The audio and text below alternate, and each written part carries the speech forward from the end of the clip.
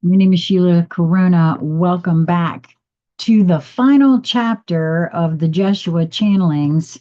And this is actually entitled Biography and Some Notes on Channeling. And if you're following along with me, I am on page 251.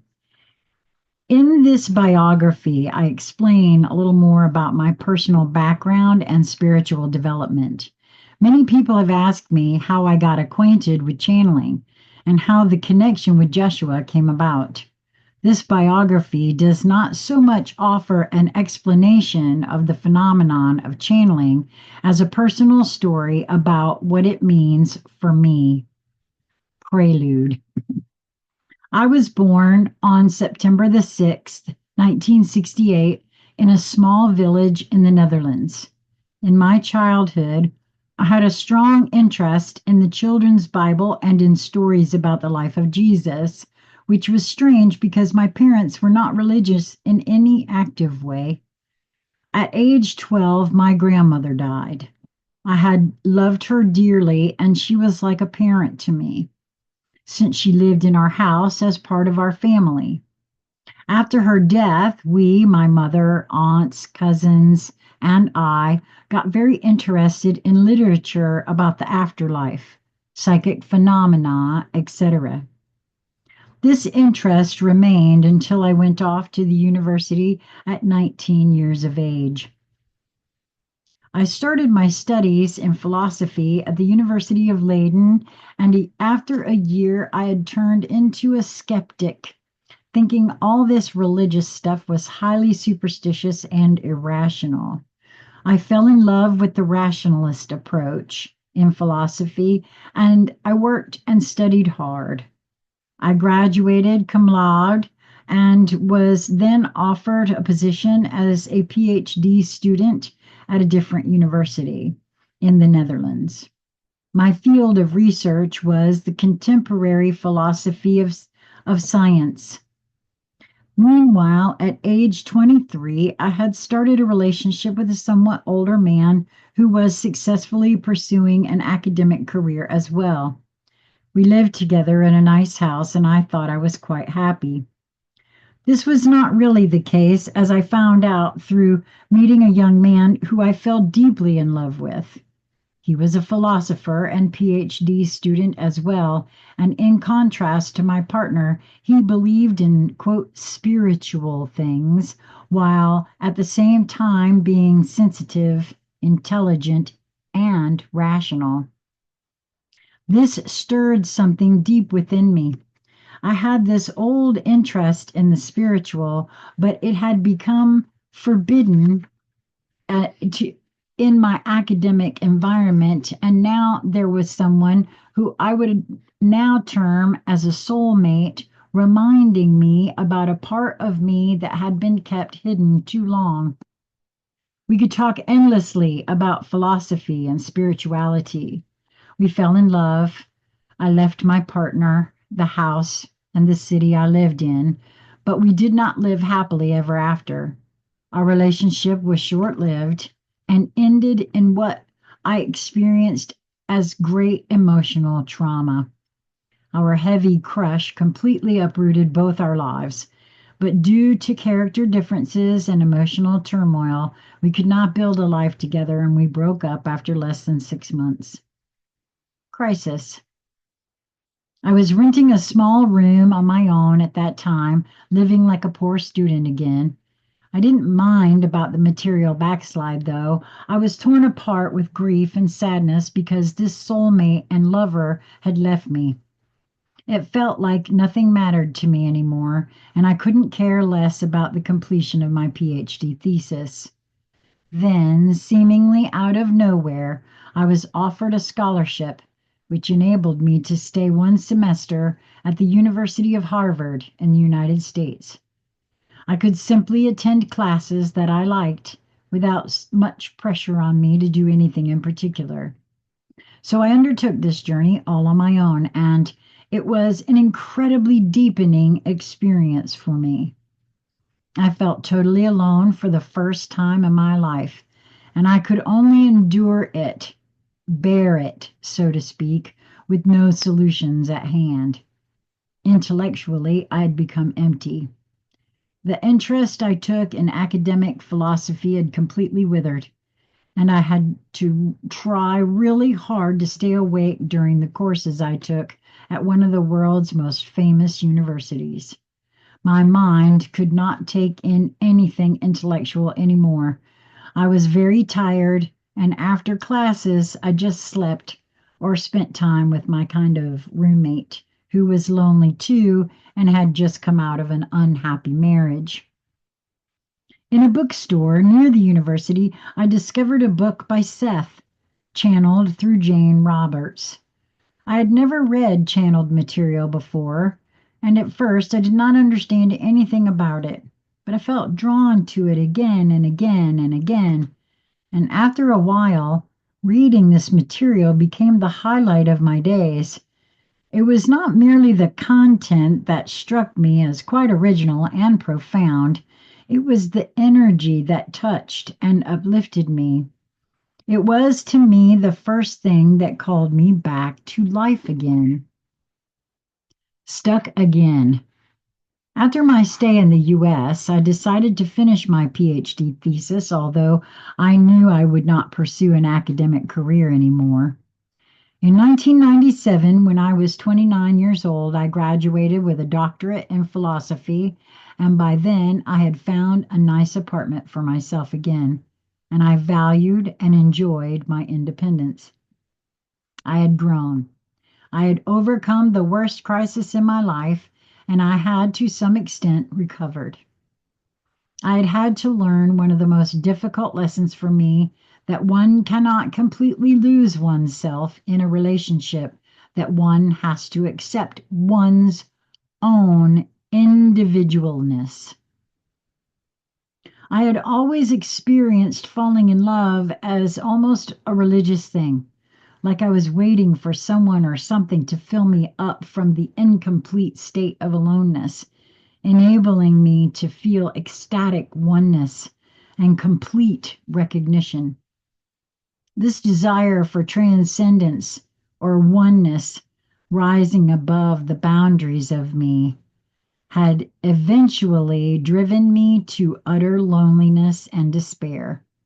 I was now recovering from this with a new sense of awareness, but still I felt quite lonely. I then met a former fellow student, and he was the only one at that point in my life who I could really talk with, about the things that mattered to me. We got involved and lived together for almost 4 years. It was more like a brother-sister relationship, though. I told myself this was for the best, since too much passion had gotten the better of me, and I still felt disillusioned about that former relationship. Meanwhile, I had to prepare myself to find work now that I had said goodbye to university life. This was not as easy as I thought. My boyfriend and I planned to teach philosophy courses and do counseling work and take part-time jobs just for the money. I started working as a secretary in various jobs, but I was appalled at how office life works. The power struggles, the gossips, the humiliation of not being able to express one's true abilities as a secretary. I was utterly naive, since I had spent 10 years at the university working at home most of the time and having lots of freedom to organize my work as I pleased. After a couple of years, I moved into a more prestigious job, but I ended up being very stressed. Then came a turning point. I had an aura reading from a woman who later became my teacher. The reading greatly moved and awakened me. It made me realize that both in the area of work and in the area of relationships, I was unhappy and out of balance. I could admit to myself that I was in a dead-end street. I had these surges of creative energy. I had dreams and visions of the future, But meanwhile, I was simply holding on to a relationship and a working environment that were preventing me from truly expressing myself. I was afraid to be on my own again. A few months after I met this spiritual therapist, I started a course in intuitive development and aura reading with her and quit my stressful, unsatisfying job. I started another easier part-time job, which would not last long either. Self-exploration. In the fall of that year, 2000, I felt drawn to investigate my past lives through regression therapy. This proved to be an amazing adventure. I had already started to spontaneously view past life images, which evoked strong emotions in me and gave me the sense of being a much larger identity than just my current personality. In the past life regression therapy, I investigated many lifetimes, which explained to me a lot about why I had always felt certain ways. The one that perhaps impacted me the most was the most recent lifetime in which I died as a Holocaust victim in the concentration camp of Auschwitz Birkenau.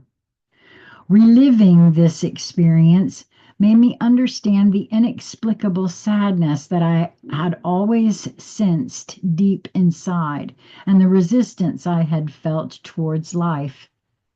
Other lifetimes, ranging from spiritually focused ones to very disempowered ones, and ones in which I had misused my power, opened up such a new range of awareness that I felt a great desire to share my experiences with someone who would understand. By then, my boyfriend had started to think I was going slightly mad. Meeting Garrett.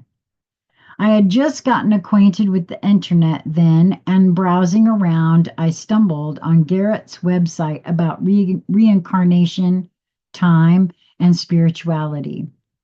Immediately, I was struck by the energy it emitted and by the shared interests we had. I had the strangest feeling that either he was someone incredibly familiar to me or I was really going mad and making things up.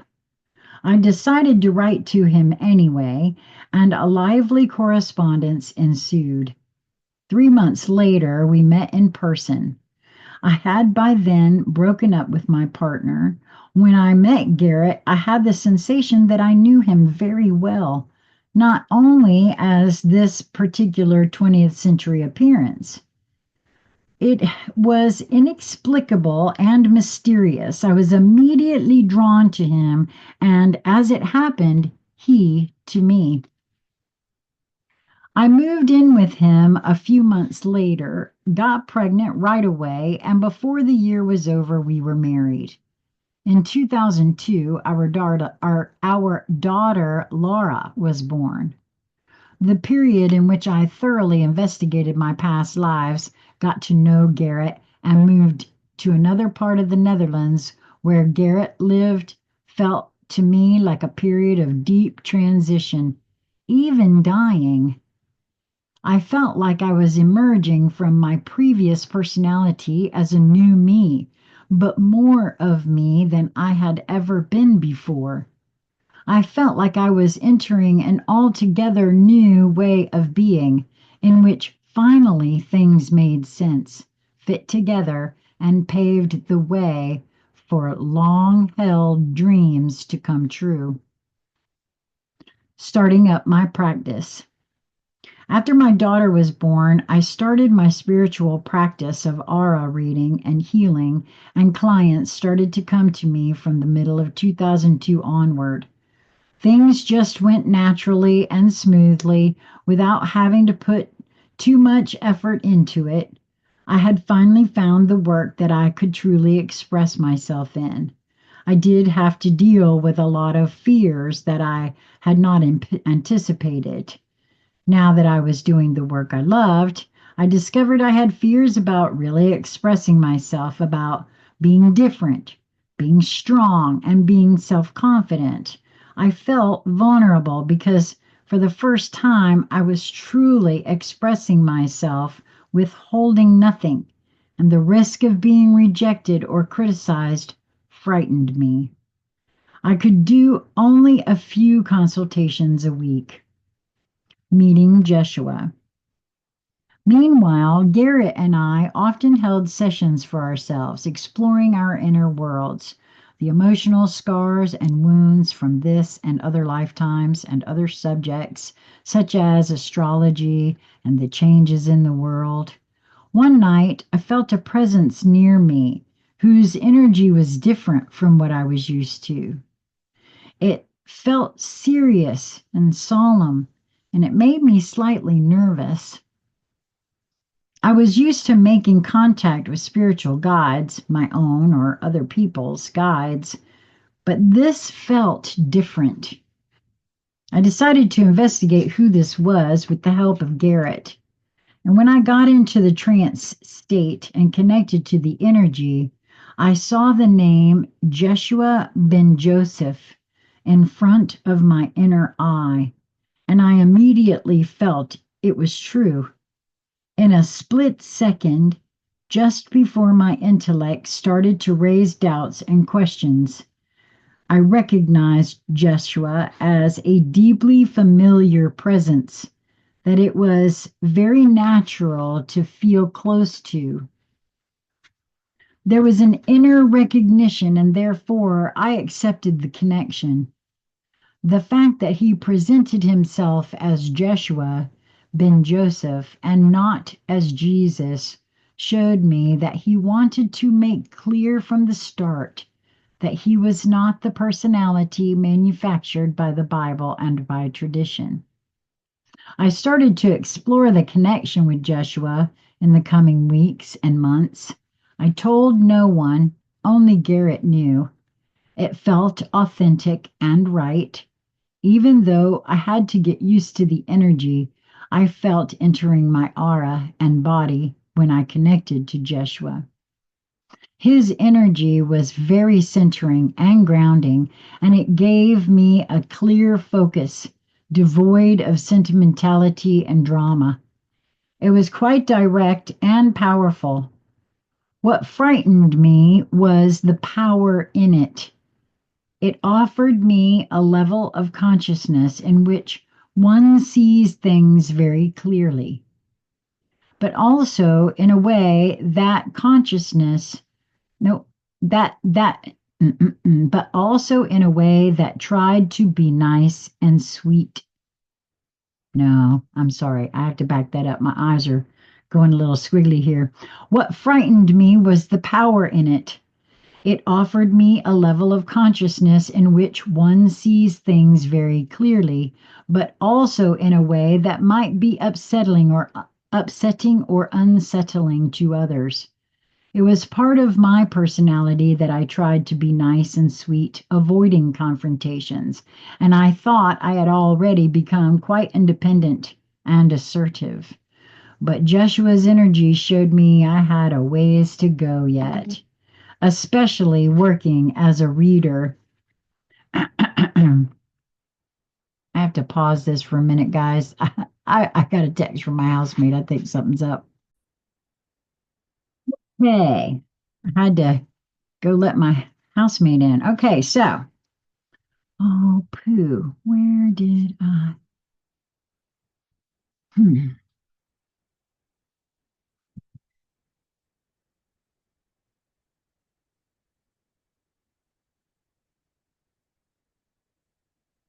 Oh, no.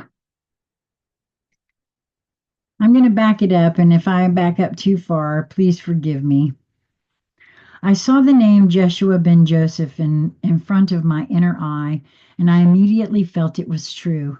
In a split second, just before my intellect started to raise doubts and questions, I recognized Jeshua as a deeply familiar presence that it was very natural to feel close to.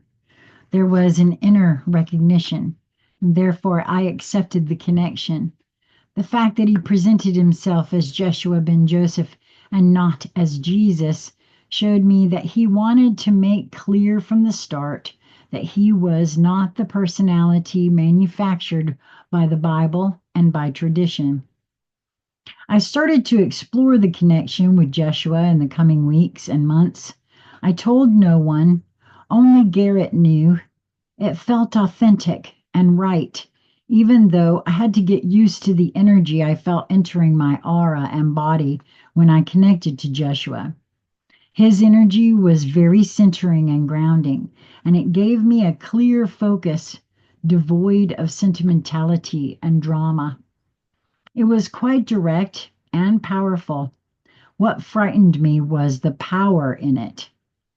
It offered me a level of consciousness in which one sees things very clearly, but also in a way that might be upsetting or unsettling to others. It was part of my personality that I tried to be nice and sweet, avoiding confrontations, and I thought I had already become quite independent and assertive. But Jeshua's energy showed me I had a ways to go yet, especially working as a reader and healer. I had to balance my sensitive and empathic side with a male energy that would allow me to be upfront, protect my boundaries, and help me stay balanced and centered amidst heavy emotional energies. Joshua offered me guidance in my work as a therapist, not only by giving me information in words or phrases, but by actually conveying his energy to me, making me understand what it is like to see things through his eyes, or perhaps better put, through the eyes of the Christ energy which is in all of us. By channeling his energy, literally by allowing it into my body and aura, I could grow personally and understand more. After a while, Jeshua also started giving information to Garrett and me that was more universal in nature. I would go into a trance state guided by Garrett, and then Jeshua would give me messages which came to me in the form of words or feelings which I had to translate into words. Perhaps the best way to put it is that he conveys insights to me, which make me feel like, oh, now I see. And that is my task to translate these into the appropriate words, phrases, and sentences. Sometimes the words roll easily out of my mouth, like they are given to me. At other times, I have to look for formulations that match the energy I feel, and it's more of a struggle.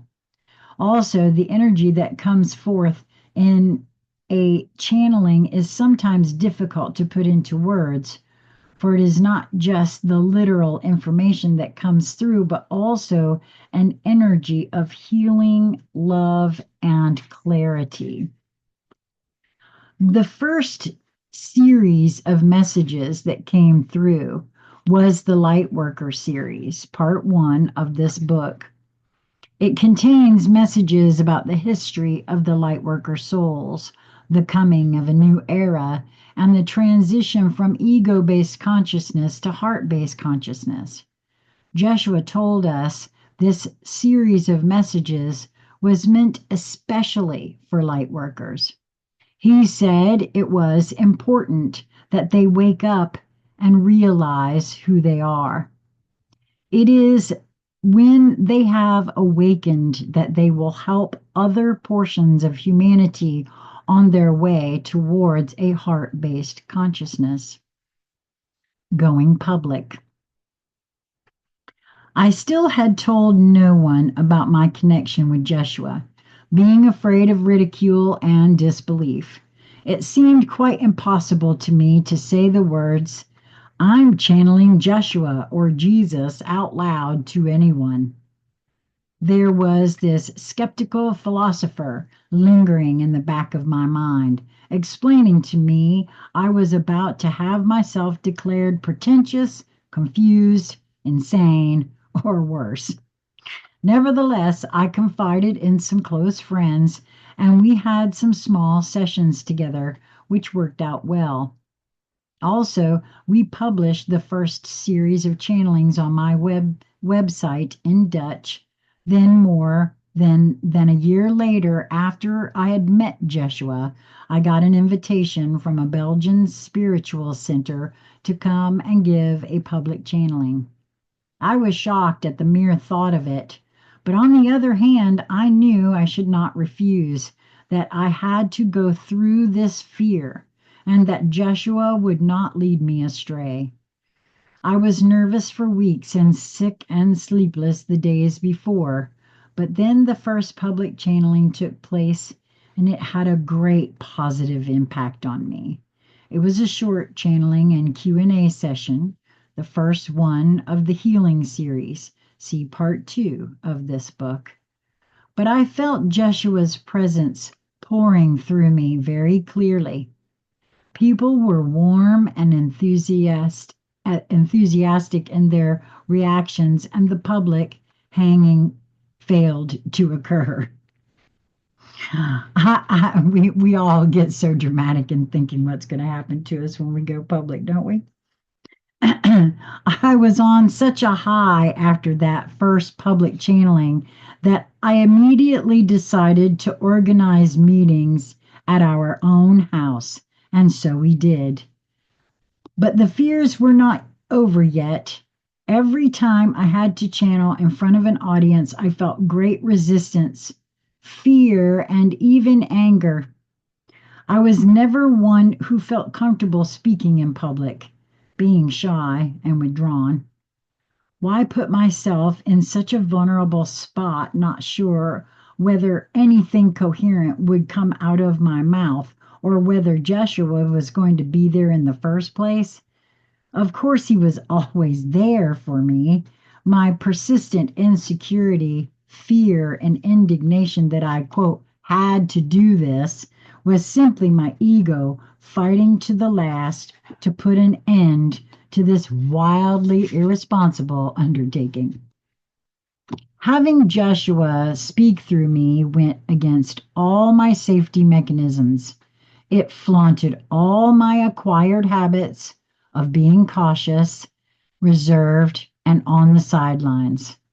I had been a bit of a misanthrope for long, not trusting people easily, and cherished. Wait a minute. Now, here was this energy presence telling people through me how he loved and cherished them, encouraging them to embrace their own inner knowing and power, even scolding them humorously about their stubbornness or resistance. This could not be me. I was amazed at the reactions we received. First, we put all the channelings on our Dutch website, which started to attract a growing audience. We got hundreds of emails in the years that followed from people telling us they were very moved by the messages and that it was almost like Jeshua was speaking to them directly. After a while, I translated the channelings into English, and we made an English website as well. It didn't attract many readers at first, but Jeshua told us to simply let it be and wait. Indeed, after more than a year, we started to receive messages from English-speaking readers, and we started to offer long-distance readings to people abroad as well. Things were getting busy. Expansion. Several people from different countries then contacted us through email and volunteered to translate the Jeshua messages. They manifested out of nothing to us, able translators and kindred spirits who felt like family and who simply offered their services because they were inspired by the Jeshua material. It's amazing. Translations into Spanish, Hebrew, French, Portuguese, German, and Finnish are now available on the internet. We got befriended by people around the world, sharing a common interest and a desire which seems to transcend cultural boundaries. Joshua had told me that I just had to write the material and then let go. It would find its own way, and it truly did. The internet has been a major medium for this.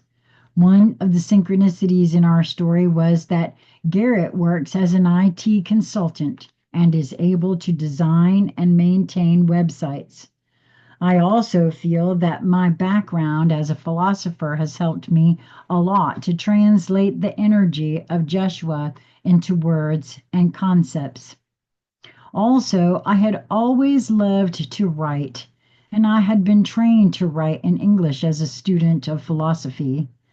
I feel that in creating the channelings and doing readings for clients, I am finally, quote, doing my thing, the thing that I was born to do. It gives me a deep sense of fulfillment to receive so many warm and kind responses from people all over the world.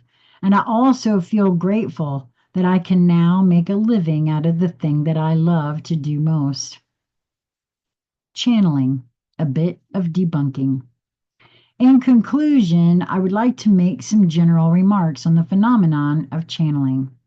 Perhaps being Dutch, in parentheses here, they are considered to be a very down to earth people, and still quite skeptical about some of the New Age stuff I encounter, I would like to put some things about channeling into perspective.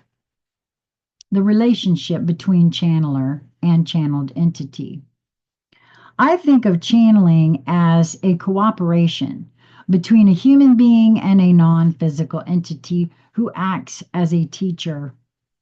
The teacher offers inspiration and a larger perspective to the human being, and the human being translates the energy of the spiritual entity into the words and concepts that the human being is acquainted with through their upbringing, education, and culture. I've said this many times. We're all channeling, and we interpret each channeling based on exactly what she just said here.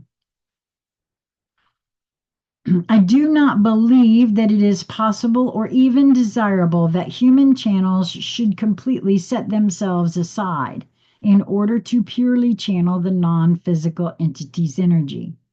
I think it is inevitable that the channel's mindset, awareness, and vocabulary greatly influence what comes through. I personally feel it can be no other way myself. To be honest with you, I've said that before. That's why it has to be passed through each being's own discernment. Even if the channel goes into a deep trance state, the channel is the receiver, the vessel, and therefore co-creator of the material. I think it is naive to presume that a channeler can receive a message totally from without, taking no part in it. I believe the messages come from within, through the channel's consciousness, enlarged by the spiritual teacher's consciousness, and that the quality of the channeling does not so much depend on the extent to which channelers can eliminate themselves as on the level of consciousness that and both the channeler and the channeled entity possess. Channeling is essentially a co-creation. How to judge the quality of channeled information. Channeling can be beautiful and inspiring, but it can also lead to nonsense, hollow phrases, and fearful moralistic tales of woe.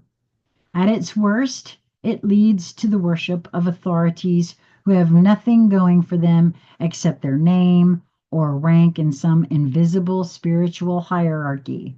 Looking up to elusive authorities outside of us Isn't that precisely what all spiritual teachers have warned us against? Couldn't agree more, Miss Kribbe. The fact that information is channeled says absolutely nothing about the quality of it. In the philosophy of science, the branch of philosophy that investigates what makes scientific theories scientific or trustworthy, a useful distinction is made between the quote, context of discovery and the quote, context of justification. What leads to the discovery of a scientific theory has no bearing on whether it can be justified. Scientists can make up any theory they want, relying on personal dreams, associations, or reveries, but once they have formulated the theory, it will be judged by their peers on the basis of generally acknowledged criteria such as empirical confirmation, coherence, explanatory power, etc. So, in the context of discovery, anything goes, whereas in the context of justification, the theory has to live up to certain standards of quality in order to be valued by the scientific community. I think the same goes for channeled material. Channeled messages should be judged by the same standards as spiritual texts from, quote, mere humans. Is the information clear? Does it add new insights to your knowledge? Does it inspire you to love yourselves more? Do you feel enlightened and uplifted by the message? I think if the answer is yes, the question of who channeled it and how it came about, or the context of discovery, is relatively unimportant. The proof is in the pudding, not the alleged rank or status of the cook who prepared it. My own experience as a channeler. When I channel Jeshua, I feel myself getting larger instead of smaller. I feel his energy helping me rise to the greatness of my own greater self. I think he is, in fact, mediating between the small everyday me and the larger me, helping me to embody me a little more. Every time he does this, and I allow it, I am expanding my consciousness a little more, and it affects my own growth and empowerment. One time I did a channeling, and in parentheses here she has relationships in the new era, in which I so strongly felt the presence of my own higher or greater self, who I call Aurelia, that I doubted whether I was still channeling Jeshua. I asked him that evening before I went to sleep, and then he said something very endearing to me. Remember always, I am there for you. You are not there for me. This made it very clear to me. We are all meant to fully embody and manifest our greater selves here on earth. Teachers come along to help us on our path, and if it's a true teacher, he or she will help you as long as you need it, and then get out of the way. Jeshua is still with me, although I feel I am not, quote, chatting with him as much as I used to in the beginning. Often nowadays, when I ask him a personal question, he asks me, what do you truly feel about it? And when I focus on that, the answer is there from my own inner knowing and intuition. So Jeshua encourages us all to take up our own power and to see channeling as a means and not an end. Perhaps one day I will be able to channel my own higher or Christ self and not rely on Jeshua anymore. I am sure he would be the first to applaud me. Jeshua on channeling. I will conclude with a channeling on channeling. A few words from Jeshua on his relationship with me as a channeler. Channeling is a way of getting closer to yourself with the help of another non-physical being. This being temporarily plays the role of teacher. The energy of the teacher helps you get to a deeper level of yourself. The teacher's energy lifts you out of the fears that keep your own light veiled. A teacher shows you your own light. The teacher is more aware of your light than you are. As soon as this light, your inner knowing, is accessible to yourself, the teacher becomes superfluous. You are then able to channel your own light. The teacher does not have to act as a bridge anymore between you and your higher self. I am reminding you for a while of your own light. I mirror your greatness to you in the shape of Jeshua ben Joseph. In me, you see yourself, your Christ self. But you do not realize this fully yet. I am like a frame of reference to you. My energy serves as beacon. I help you get more deeply acquainted with your own Christ self. It will slowly move to the foreground and I will move to the background. This is all right. It is as it should be. Don't forget, in this relationship, I am there for you. You are not there for me. I am not the aim, but the means.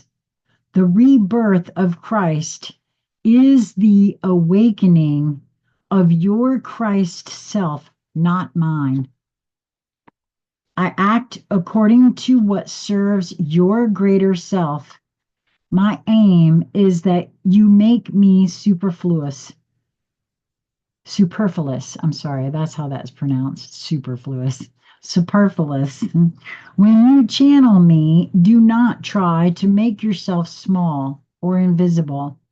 I wish that you make yourself bigger, that you feel your true self flow out of you and shine upon the world.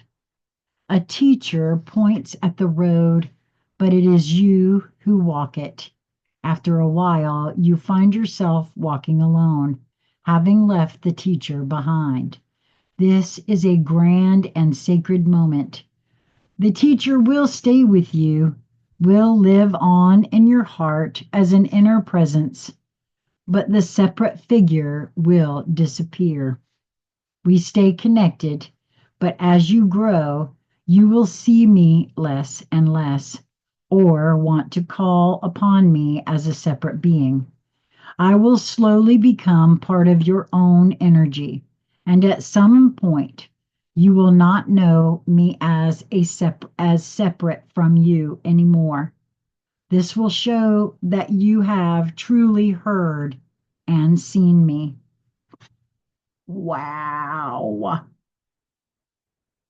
I'd like to also say that you can also order this book at jeshua.net/book, as well as Amazon. And as you can see, I have made a lot of notes in this book, and I love this book, and I treasure the fact that if you have uh, caught this from the beginning to the end. Um, I'm also glad that I did this as an ebook because now I can turn around and listen to myself read it anytime I want. Um, I thank you for being here. I hope you've enjoyed this. If you found this as a standalone, the entire book has been recorded with Pamela Kribbe's uh, permission, and it can be found on this channel in a playlist. If you have not already subscribed, and I'm speaking to two channels now, this will also be on Sassy Seer Sheila, which is my standalone channel, as well as New Light Streaming Love, which is the channel that I collaborate with Lisa Flamino Rush and Chris J. Hemphill, and it is also there in an entire playlist. It'll just follow one video after the other if you just start with the first video. That's it for me. Thank you so much for tuning in. Uh, I hope that you will move towards that which brings you joy in each moment that presents itself to you. It is just a matter of perspective. And until we meet again, be well, my friends.